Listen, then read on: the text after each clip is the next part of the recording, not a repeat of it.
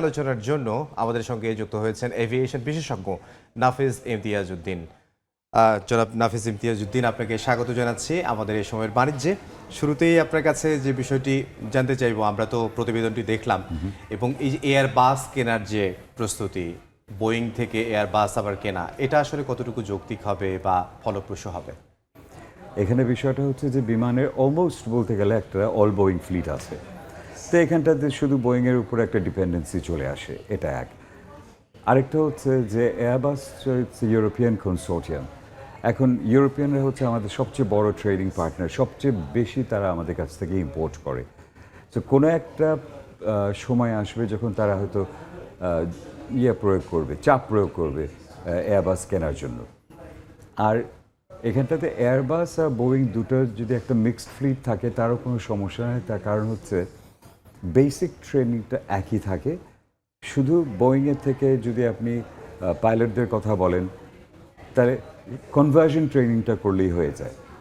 আর হচ্ছে যে engineering and maintenance, সেখানেও তাই, যে বোয়িংয়ে এটা করা আছে। আর এয়ারক্রাফট যদি কেনা হয়, তখন যে কোম্পানির কাছ থেকে এয়ারক্রাফট কেনা হয় তারা মেইনটেন্যান্স ইঞ্জিনিয়ারিং ট্রেনিং দিয়ে দেয় along with the aircraft, vendor training বলে। It comes with the nose of the aircraft. So সমস্যা হওয়ার কথা না। আর এয়ারক্রাফটের সংখ্যা যেহেতু বাড়াতে হবে, সো দুদিক ব্যালেন্স করে করাটাই আমি মনে করি যে মোর প্র্যাকটিক্যাল, এবং ইন দ্য লং রান চাপ সৃষ্টি হবে। আচ্ছা, কিন্তু এর মধ্যে এয়ারবাস যদি আমরা কিনি, সেটিও তো একটু সময় সাপেক্ষ ব্যাপার। এর মধ্যে 10টি বিমান লিজ নেয়ার যে চিন্তা ভাবনা করা হচ্ছে, সেটি আসলে কতটুকু ফলপ্রসূ হবে? দেখেন, লিজড এয়ারক্রাফট নিয়ে পৃথিবীর প্রচুর এয়ারলাইন্স ফ্লাই করছে, কিন্তু বিমানে, কারণ আমার সামনে দিয়ে তো ফাইলগুলো গেছে, কখনো Biman did not get a good deal. এইখানটায় হচ্ছে big money, millions of dollars aircraft লিজিংয়ে হচ্ছে পয়সা। এই এয়ারক্রাফট লিজিং যারা করবে তাদের যদি 100% ইন্টেগ্রিটি থাকে এবং 100% তার হচ্ছে বিমান তথা বাংলাদেশের প্রতি তার রেসপন্সিবিলিটি এবং স্বার্থটা দেখা, তাহলে লিজ এগ্রিমেন্ট ওরকমভাবে করা যায়। এখানটায় সবচেয়ে বড় কয়েকটা ফ্যাক্টর আছে। তার মধ্যে প্রথমটাই বলি, যে এয়ারক্রাফটটা লিজ করা হয় সেই এয়ারক্রাফটটা যখন রিডেলিভার করা হয়, তখন যেভাবে পাওয়া গিয়েছিল 5 বছর আগে, এক্স্যাক্টলি ওরকম করে রিডেলিভার করতে হয়। এটাকে বলা হয় মিরর করতে হয়। And this is the industry standard. আপনি এটা থেকে বেরোতে পারবেন না। তা আপনি আজকে একটা এয়ারক্রাফট নিচ্ছেন, 5 সেটা বছর আসলে পর কতটুকু সম্ভব? ভীষণ এক্সপেন্সিভ, ভীষণ, এবং you put your finger on the right spot. অনেক সময় সম্ভবই হয় না, কারণ ওই কম্পোনেন্টস পাওয়া যায় না, ধরেন ওই সিটগুলো পাওয়া যায় না। কিন্তু দিস ইজ এ রিকোয়ারমেন্ট, এবং যদি আমাকে বলতে দেন, আমি এখানটায় চাই যে দেশের মানুষ জানুক, কারণ এখানটাতেই অনেক রকমের টিয়ে হয়। এয়ারক্রাফট আজকে এখন নিলেন, এটা ওরা ভিডিও করে রাখবে ক্যাবিনেট, আর কি কম্পোনেন্ট যেগুলো সেগুলো সমস্ত কিন্তু না করা আছে, ট্যাগ করা আছে। এইটা 5 বছর পর যখন আপনি রিডেলিভার করবেন, তখন আমার এক্সপেরিয়েন্স হলো একটা এয়ারবাস 310 রিডেলিভার করা হয়েছিল 7 বছর পরে।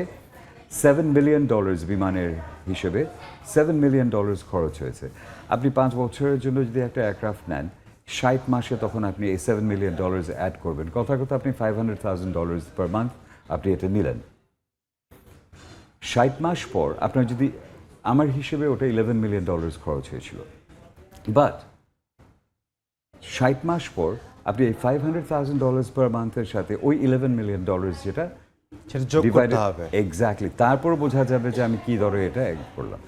আরেকটা জিনিস হচ্ছে, এইগুলো এই এয়ারক্রাফটগুলো ধরেন বেসিক্যালি একটা 747 ইজ এ 450 সিটার এয়ারক্রাফট, একটা 777 ইজ এ 450 সিটার এয়ারক্রাফট। এটাতে আপনি যদি প্যাসেঞ্জার সিট বাড়ান তাহলে ব্যাগেজ স্পেস কমবে, যদি কার্গো বাড়ান তাহলে ফিউয়েল কমবে, মানে মোর অ্যান্ড মোর স্টপ হবে। তো দেখা যায় হ্যাঁ 450 সিট এয়ারক্রাফট, এটাতে 514 সিটস আছে বিমানে, এরকম একসময় একটা ছিল। না, এটা শুধুমাত্র তো বাংলাদেশে না, অন্যান্য জায়গায়ও যেটি বলছিলেন এবং যে এই অন্যান্য জিনিসগুলো জায়গায় aware থাকতে হবে। লিজ নেওয়া হয়, Lease নেওয়া। তাহলে তারা যখন ডেলিভার করে 5 বছর পর, সেম থিং, এটা ইন্ডাস্ট্রি স্ট্যান্ডার্ড, এটা করার কিছু নেই। This is an industry standard. কিন্তু যারা এই কাজটা করছেন তাদের এই প্রজেকশনটা করে তাদের করতে হবে যে, অ্যান্ড অলসো পাস্ট হিস্ট্রি, যে আমরা রিডেলিভার করেছি এয়ারক্রাফটগুলো আমাদের কি কস্ট হয়েছে, আর এই এয়ারক্রাফটের এজ এত, আর প্রত্যেকটা এয়ারক্রাফটের হেভি মেনটেন্যান্সের যে শিডিউলগুলো থাকে ওই শিডিউলগুলো দেখে আমি একটা এয়ারক্রাফট নিলাম, 3 মাসের মধ্যে বা 6 মাসের মধ্যে দেখা গেল যে একটা ডি চেক ইনভলভড হয়ে গেল, 3 মাসের জন্য চলে যাবে এবং ডি চেকে কত খরচ হবে এটা না খোলা পর্যন্ত অ্যাকচুয়ালি বলা যাবে না। এমন হয়েছে $1.5 মিলিয়ন বা $1.8 মিলিয়ন টেন্ডার হয়েছে, খোলার পরে $3.5 মিলিয়ন মতো চলে গেছে খরচ হয়ে গেছে সেটা সারানোর পেছনে। Maintenance, Maintenance। এবং মেনটেন্যান্স না করে উপায় নেই এটা। তো এই যারা এই কাজটা করবেন তাদের ওই যে বললাম 100% ইন্টিগ্রিটি থাকতে হবে। হ্যাঁ, আমি আপনাকে বলতে পারি বিমানে প্রফেশনালস আছে যারা এই কাজটা জানেন কি করে করতে হয়, তাদের উপরে আমার বিশ্বাসও আছে। সমস্যা হলো এর আগে যখন আমরা দেখেছি বহু ডেকেডস ধরে বিমানের লেভেলে কিন্তু এই জিনিসটা হয় না। আলটিমেটলি কোন এয়ারক্রাফটটা লিজ নেওয়া হবে, হ্যাঁ, এটা আরও উপরের লেভেলে চলে যায়। বর্তমান সরকার গত পরশুই বেসরকারি বিমান ও পর্যটন মন্ত্রী আফরোজা খানম তিনি আসলে বলেছেন যে এশিয়ার হাব তৈরি করতে চাই আমরা বাংলাদেশে। সেটা আসলে কতটুকু সম্ভব এবং কতটুকু পসিবিলিটি আছে আর কি? এখানে কয়েকটা জিনিস ইনভলভড আছে। এখানটাতে আপনি ফিউল কস্ট কি রাখবেন, হ্যাঁ, কারণ একটা এয়ারলাইন্স অপারেশনসে আপ টু 34% আপনার ফাইন্যান্সিয়াল আউটলে হতে পারে depending on the age of the engine, যে ফিউয়েলে। এখানে তাহলে আপনি ফিউল কস্ট কী রাখবেন, এটা একটা। তারপরে এখানে handling charges, parking charges, landing charges, এই অনেক কিছু আছে। এই সমস্ত কিছুকে আপনার কম্পিটিটিভ হতে হবে। মূল কথাটাই কিন্তু কম্পিটিটিভ হতে হবে। আপনার একদিকে থাইল্যান্ড আছে, আরেকদিকে ইন্ডিয়া আছে, এদের এখানে খুব ডেভেলপড এয়ারপোর্টসও আছে, হ্যাঁ। আপনার সার্ভিসেস এবং আপনার ট্যারিফস, রেটস যেদিকে চার্জ করবেন সমস্তটাই কম্পিটিটিভ হতে হবে। তাহলে আপনি চিন্তা করতে পারবেন যে আচ্ছা আমি এটা হাব। অ্যান্ড আমরা তো ফিউয়েল ইম্পোর্টিং কান্ট্রি, আমরা কতটুকুন সাশ্রয়ী মূল্যে ফিউয়েল দিতে পারবো। জেট ফিউয়েল তো এখন এই ইরাক যুদ্ধ, ইরান মার্কিন যুদ্ধের মধ্যে সবচেয়ে বেশি এখন আপনার ক্ষতিগ্রস্ত দাম বেড়ে যাচ্ছে হলো জেট ফিউয়েলের। জেট ফুয়েলের, অন্যান্য ফুয়েলেরও দাম বৃদ্ধি পেয়েছে, কিন্তু জেট ফুয়েলের দামটা একটু বেশি বৃদ্ধি পেয়েছে। বাংলাদেশে যদি আমরা এভিয়েশনের মার্কেট বলি তাহলে $399 মিলিয়ন মার্কেট, এটাকে 2032 সালের মধ্যে হয়তো $578 মিলিয়ন মার্কেটে আমরা নিয়ে যেতে চাই। সেটা কি আসলে আদৌ পসিবল কিনা, বা কি কি করলে সেটা সম্ভব হতে পারে? এখানটাতে the total economy of the country becomes involved. হ্যাঁ, আপনার ইকোনমিটা কতটুকুন স্ট্রং, আপনি কতটুকুন এখানটাতে প্রোডাক্টিভিটি বাড়িয়ে অন্যান্য কিছু বাড়িয়ে এটাকে কি পরিমাণ ওয়েলথ জেনারেশন এখানে করতে পারবেন, তার উপরে নির্ভর করবে যে ওই টার্গেটটা কিভাবে রিচ করা যাবে। এবং বাংলাদেশের ইটস অ্যান ইম্পোর্টিং কান্ট্রি, আর ল্যান্ড শর্ট কান্ট্রি। সো আমরা যেটাই করি না কেন আমাদের কিন্তু দেখতে হবে যে ইন্ডাস্ট্রিয়াল র মেটেরিয়ালও নেই আমাদের দেশে। তো আমাদের ইম্পোর্ট করতে হয়, আমাদের সব ইম্পোর্ট করতে হয় এবং ইন্ডাস্ট্রিয়াল র মেটেরিয়াল থাকে, so we can't be an industrial producer. যার জন্য আপনার তা দেখতে হবে সার্ভিসেস ইন্ডাস্ট্রির দিকে। যেমন সিঙ্গাপুর উঠে গেছে ফাইন্যান্সিয়াল সার্ভিসেস দিয়ে, Dubai has fuel, but also তারা এটা ফাইন্যান্সিয়াল সেন্টার হয়ে গিয়েছিল, হ্যাঁ, এখন তো ধ্বংসের পথে। বাট যেটাই হোক না কেন, আমি মনে করি আমার স্বল্প বুদ্ধিতে যে যেহেতু এখানটায় ল্যান্ড কম, আমাদের ইন্ডাস্ট্রিয়াল র মেটেরিয়াল নেই এবং therefore an importing country, সেজন্য আমাদের কনসেন্ট্রেট করতে হবে অন সার্ভিসেস।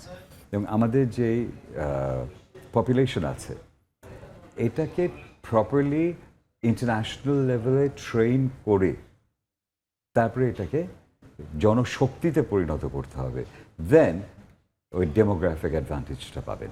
জি, আরেকটা বিষয় জানতে চাই যে এটা কি কোনো হেল্প করবে কিনা, বোয়িং আমাদের আছে, এয়ারবাসও কেনা হচ্ছে, সেটা কি এটাকে অ্যাক্সেলারেট করবে কিনা? বোয়িং তো আছে এবং আরও কিনতে হবে, ফ্লিট বাড়াতে হবে। তার কারণ হচ্ছে যে এখনের যে ফ্লিটটা অপারেট করা হচ্ছে, আমি প্রায় বলি ইয়াংগেস্ট ফ্লিট, তা 13-তে শুরু হয়েছে, 26-এ এসে অলরেডি 13 বছর হয়ে গিয়েছে, অত ইয়াং নেই। 15 বছর পরেই মেনটেন্যান্স কস্ট বেড়ে যেতে থাকে। আর যে এয়ারক্রাফটগুলো আপনি বোয়িংয়ের কাছে ধরেন অর্ডার করছেন, এগুলো 35-এর আগে পাবেন না, 2035। তো 2035 আসতে আসতে এই এয়ারক্রাফটগুলো পুরনো হয়ে যাবে, তখন তো আপনার এয়ারক্রাফট লাগবে। Same thing for Airbus. আর শুরুতেই যেটা বলেছিলাম যে ইউরোপিয়ান ইউনিয়ন তো আমাদের সবচেয়ে বড় ট্রেডিং পার্টনার, ওরা তো এক্সপেক্ট করবেই এবং কোনো এক পর্যায়ে গিয়ে চাপ সৃষ্টি করবে এয়ারবাস নেয়ার। আর এয়ারবাস নেওয়া যায়, আমাদের তো ফ্লিট দরকার। জি। আপনি যতগুলো এয়ারলাইন এখানে 34টা 37টা এয়ারলাইন অপারেট করে, তাদের তো প্যাসেঞ্জার্স আছে বলেই অপারেট করছে। তো বিমান has to curve out A share ওই মার্কেটটার থেকে। জি, আপনাকে অসংখ্য ধন্যবাদ আমাদেরকে সময় দেওয়ার জন্য। আমাদের সঙ্গে যুক্ত হয়েছিলেন এভিয়েশন বিশেষজ্ঞ নাফিজ ইমতিয়াজ উদ্দিন।